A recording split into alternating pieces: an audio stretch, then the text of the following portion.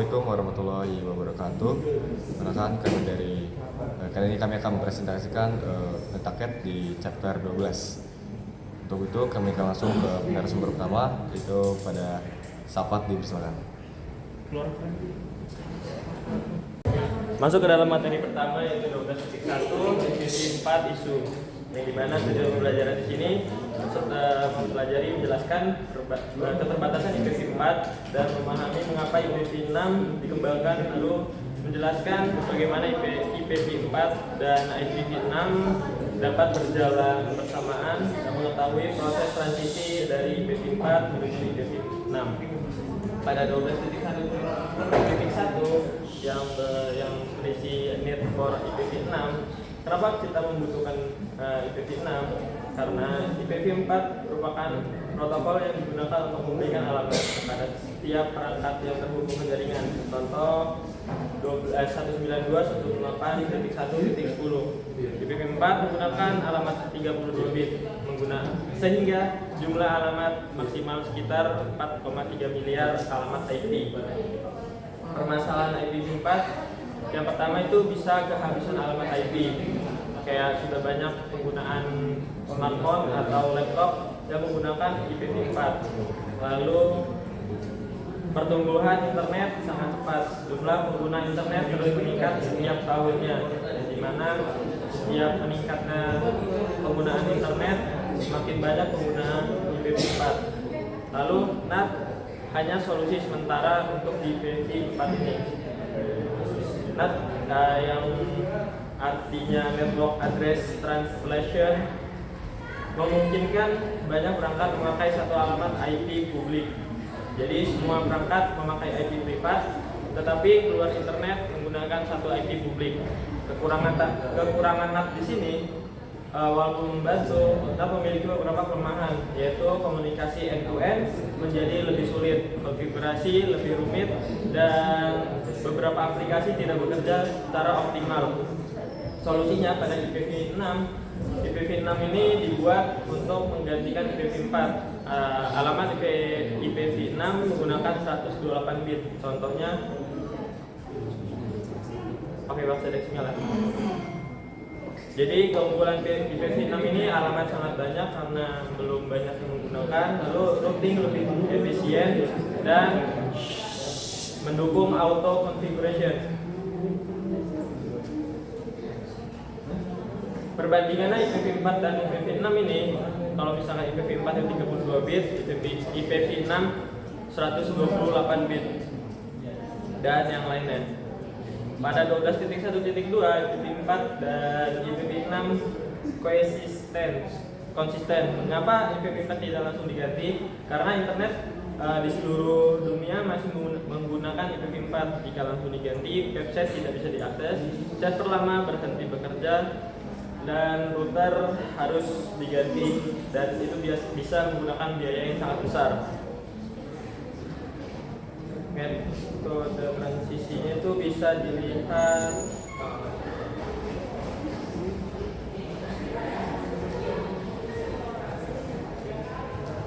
jadi kesimpulan pada 12.1 itu merupakan IPv 4 mengalami keterbatasan karena jumlah alamat hanya sekitar 4,3 miliar. Lalu NAT membantu menghemat alamat IP, tetapi bukan solusi permanen. Lalu IPv 6 dikembangkan menggunakan alamat 128 bit sehingga menyediakan jumlah alamat yang sangat besar. Oke, masuk ke dalam 12.2.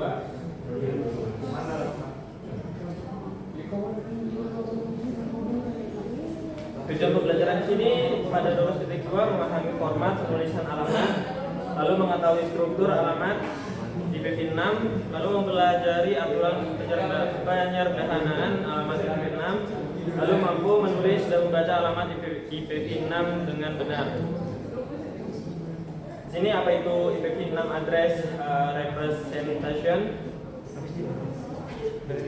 IPv 4 address representation adalah cara penulisan alamat IPv 6 agar mudah dibaca dan digunakan oleh manusia, karena panjang alamat IPv6 mencapai 128 bit. Penulisannya jauh lebih panjang dibandingkan IPv4 dan lebih kompleks ya. Jadi kalau misalkan IPv4 itu 192.168.1.10, kalau misalkan IPv6 itu kayak penulisannya 2001, 0DB8, 000.111 dan seterusnya, menjadi 8 bagian sehingga lebih kompleks dan lebih panjang. Lalu ada istilah hextet di dalam IPv6. Pada IPv4 digunakan istilah oktet, sedangkan IPv6 digunakan istilah hextet karena setiap blok terdiri dari 16 bit atau 4 digit heksadesimal. Contoh 1 hextet 0D8B8.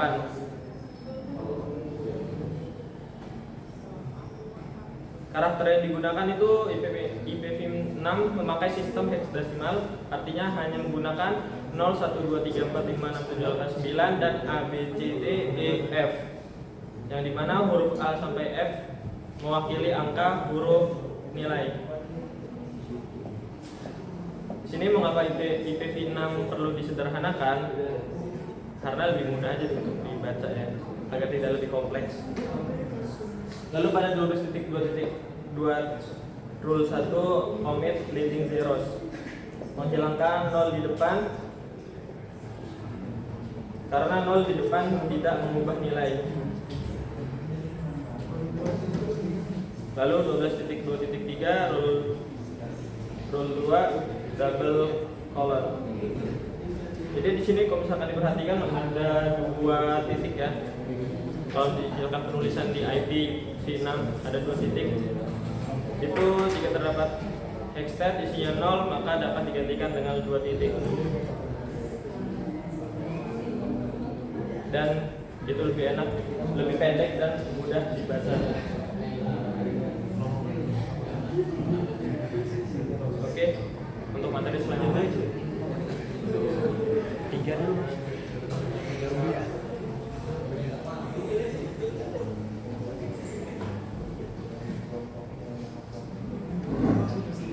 Selanjutnya masuk ke 12.3. 12.3.1 Unicast, Multicast, dan Anycast. IPv6 memiliki 3 jenis alamat, yaitu Unicast, Multicast, dan Anycast. Unicast digunakan untuk komunikasi dari satu perangkat ke satu perangkat. Multicast digunakan untuk mengirim data ke sekelompok perangkat sekaligus. Anycast digunakan agar data dikirim ke perangkat tujuan yang paling dekat atau memiliki jalur terbaik. Kemudian 12.3.2 Panjang prefix IPv6. Panjang prefix menunjukkan jumlah bit yang digunakan sebagai identitas jaringan pada alamat IPv6. Penulisannya menggunakan tanda garis miring, misalnya /64. Prefix berfungsi untuk membedakan bagian jaringan dan bagian perangkat host. Kemudian 12.3.3 jenis-jenis alamat Unicast IPv6. Alamat Unicast IPv6 terdiri dari beberapa jenis, yaitu Global Unicast Address, Link Local Address, dan Unique Local Address. Masing-masing memiliki fungsi yang berbeda sesuai kebutuhan jaringan. Kemudian 12.3.4 penjelasan tentang Unique Local Address. Unique Local Address merupakan alamat IPv6 yang digunakan untuk komunikasi dalam jaringan internal atau privat. Alamat ini tidak dapat digunakan untuk mengakses internet, sehingga lebih aman untuk kebutuhan jaringan lokal. Kemudian 12.3.5 Global Unicast Address. Global Unicast Address adalah alamat IPv6 yang bersifat unik secara global dan dapat digunakan untuk berkomunikasi melalui internet. Alamat ini setara dengan alamat publik pada IPv4. Kemudian 12.3.6 Struktur Global Unicast Address. Struktur Global Unicast Address terdiri dari 3 bagian, yaitu Global Routing, Prefix, Subnet ID, dan Interface ID. Ketiga bagian tersebut digunakan untuk mengidentifikasi jaringan, subnet, dan perangkat yang terhubung. Kemudian 12.3.7 Link Local Address. Link Local Address adalah alamat IPv6 yang digunakan untuk komunikasi antar perangkat dalam satu jaringan lokal. Alamat ini dibuat secara otomatis dan tidak dapat digunakan untuk komunikasi melalui internet. Selanjutnya akan dilanjutkan dengan rekan saya.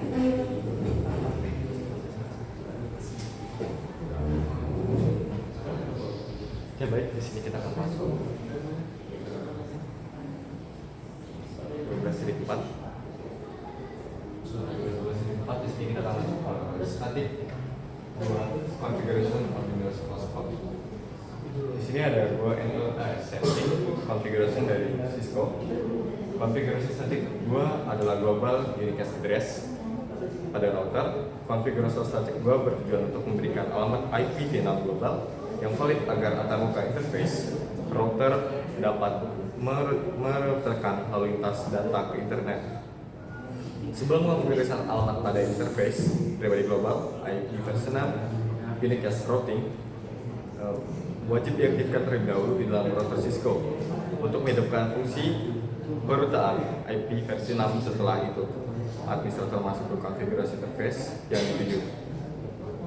Konfigurasi static gua pada Windows host ini agar perangkat pengguna host dapat berkomunikasi di dalam jaringan IP versi 6.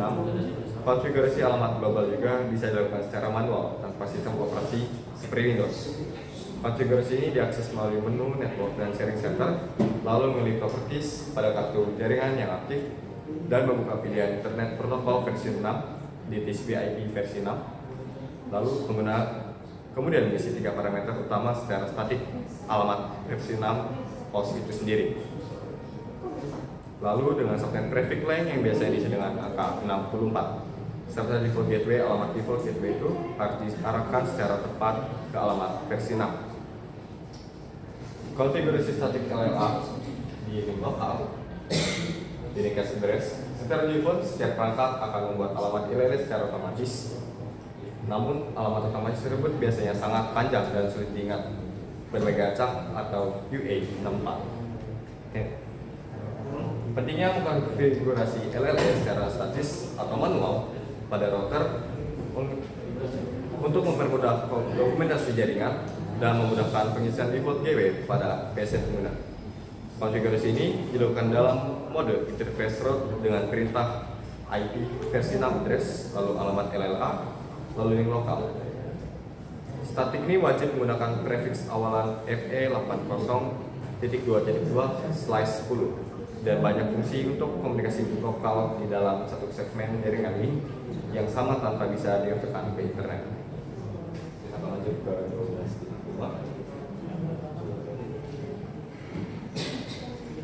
Di sini kita akan masuk ke Dynamic Address Professional GOS. Proses pengelapan dinamis ini mengandalkan protokol ICMP versi 6 melalui dua jenis pesan utama, yaitu router socialitis atau dalam kurung RS dan router adversement jaringan. Ketika sebuah komputer atau host terhubung ke jaringan, ia akan mengirim pesan RS untuk mencari router IP versi 6 di sekitarnya. Sebagai tanggapan, router akan pengiriman pesan RA yang berisi informasi penting seperti prefix jaringan serta instruksi mengenai metode dynamic address mana yang harus digunakan oleh host tersebut. Lalu 3 metode alokasi alamat IP versi 6 dinamis. Melalui pesan RA tersebut, router dapat mengarahkan host untuk menggunakan salah satu dari 3 metode dynamic address, di mana host membuat alamat IP versi 6 global sendiri, memanfaatkan informasi prefix dari router tanpa membuat server DHCP versi 6 sama sekali. Metode kedua adalah kombinasi antara SLAAC dan stateless DHCP versi 6, di mana host membuat alamat IP versi 6 yang sendiri menggunakan informasi dari router, tapi meminta informasi tambahan seperti alamat server DNS dan server DHCP versi 6. Metode ketiga adalah stateful DHCP versi 6. Sebuah kondisi di mana router memberi satu host untuk tidak membuat alamat sendiri, melainkan meminta seluruh informasi pengelamatan IP versi 6 dan DNS secara penuh kepada server DHCP versi 6. Lalu di sini ada proses penentuan interface ID saat menggunakan metode SLAAC, di mana host harus melengkapi bagian interface ID berupa 64 bit terakhir dari alamat IP versi 6. Terdapat 2 cara yang bisa digunakan oleh perangkat. Cara yang pertama adalah melalui proses AUT 64 di mana perangkat memanfaatkan MAC address fisik yang berukuran 48 bit lalu menyisipkan kode FF.2FE di tengah-tengahnya serta membalik bit ke-7 untuk menciptakan ID unik 64 bit. Cara kedua yang kini lebih sering digunakan oleh sistem operasi modern seperti Windows demi alasan privasi keamanan adalah random generate, di mana perangkat secara acak membuat 64 bit interface ID untuk mempersulit pelacakan perangkat di internet. Mungkin sekian dan dapat dilanjut oleh rekan saya.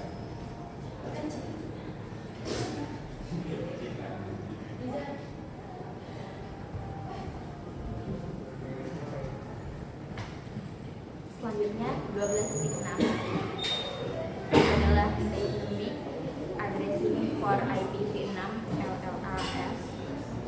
Jadi di 12.6.1 dynamic LLAS adalah link local address yang dibuat secara otomatis ketika IPv6 diaktifkan menggunakan prefix F80/10. Digunakan untuk komunikasi dalam satu link atau jaringan lokal dan tidak dapat dirutekan. Selanjutnya ada 12.6.2 atau dynamic LLAS on Windows. Jadi Windows itu otomatis menghasilkan LLA saat IPv6 aktif. LLA dapat dilihat menggunakan perintah ipconfig di command prompt. Lalu selanjutnya ada dynamic LLA on Cisco router. Jadi Cisco router juga otomatis membuat LLA ketika IPv6 diaktifkan pada interface. Lalu dapat digunakan perintah IPv6 enable atau konfigurasi alamat IPv6 pada interface. Selanjutnya ada verify IPv6 address configuration. Nah, verifikasi ini dilakukan untuk memastikan alamat IPv6 telah dikonfigurasi dengan benar. Pada Cisco router, gunakan perintah show IPv6 interface brief untuk melihat alamat IPv6 yang aktif. Selanjutnya ada syntax checker atau verify IPv6 address configuration. Di mana ini yang mengecek apakah konfigurasi alamat IPv6 sudah benar, yang bertujuan memastikan perangkat dapat berkomunikasi menggunakan alamat IPv6 yang telah dikonfigurasi. Sekian akan dilanjutkan oleh rekan saya.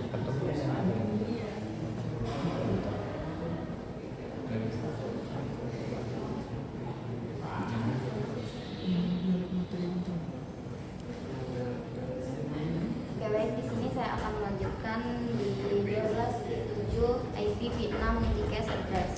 IPv6 multicast address adalah alamat yang digunakan untuk mengirimkan paket data ke sekelompok perangkat sekaligus. Berbeda dengan broadcast pada IPv4, IPv6 ini tidak menggunakan broadcast dan menggantinya dengan multicast agar pengiriman data lebih efisien. Jadi ini digunakan untuk komunikasi satu ke banyak, one to many. Paket hanya diterima oleh perangkat yang tergabung dalam grup multicast, lalu membantu mengurangi lalu lintas jaringan yang tidak perlu. Lalu selanjutnya ada 12.7.1 assigned IPv6 multicast address. Assigned IPv6 multicast address adalah alamat multicast yang telah ditetapkan untuk fungsi atau layanan tertentu, yaitu yang mempunyai karakteristik selalu diawali dengan awalan FF00.2.2/8. Digunakan oleh perangkat dan protokol jaringan untuk komunikasi tertentu. Setiap alamat memiliki tujuan yang berbeda sesuai standar IPv6. Di sini manfaatnya yaitu memudahkan perangkat menemukan layanan dalam jaringan, mendukung komunikasi antar perangkat secara efisien. Selanjutnya ada 12.7.2 well-known IPv6 multicast address. Well-known multicast address adalah alamat multicast yang sudah didefinisikan secara khusus dan digunakan secara umum pada jaringan IPv6. Contoh alamat pentingnya yaitu 1 FF02.2.21 yaitu untuk semua perangkat, lalu FF02.2.22 untuk semua user, yang dimana berfungsi memungkinkan perangkat saling berkomunikasi tanpa mengetahui alamat tujuan secara spesifik.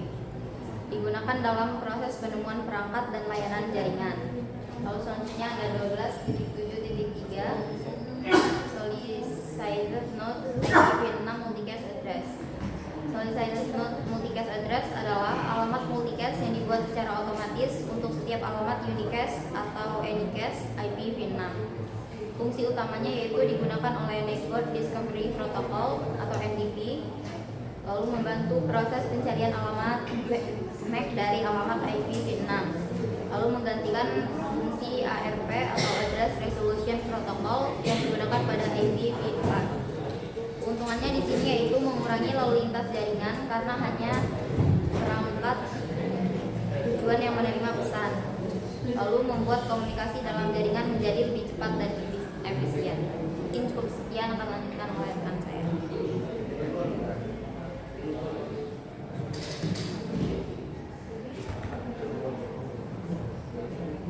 Selanjutnya ada 12.8.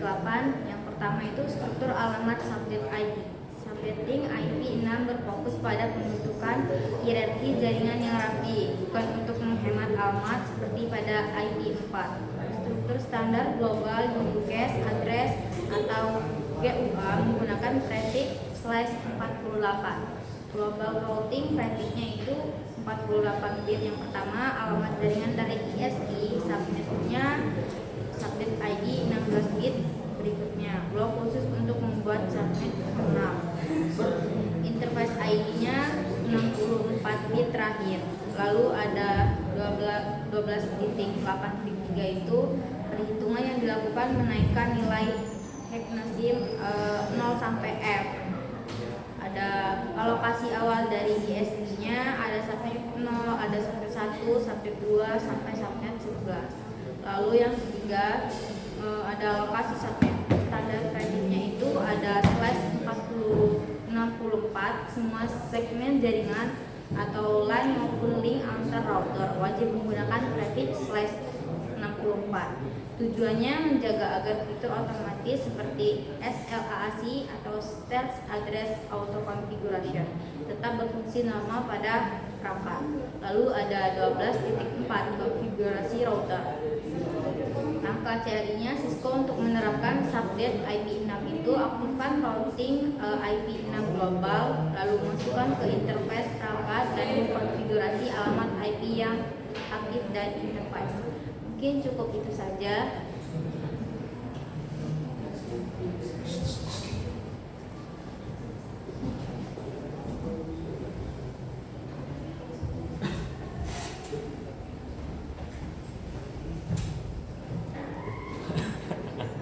Mungkin sekian yang dapat kami sampaikan. Mohon maaf bila ada salah kata atau kekurangan. Kami ucapkan terima kasih. Wassalamualaikum Wassalamualaikum warahmatullahi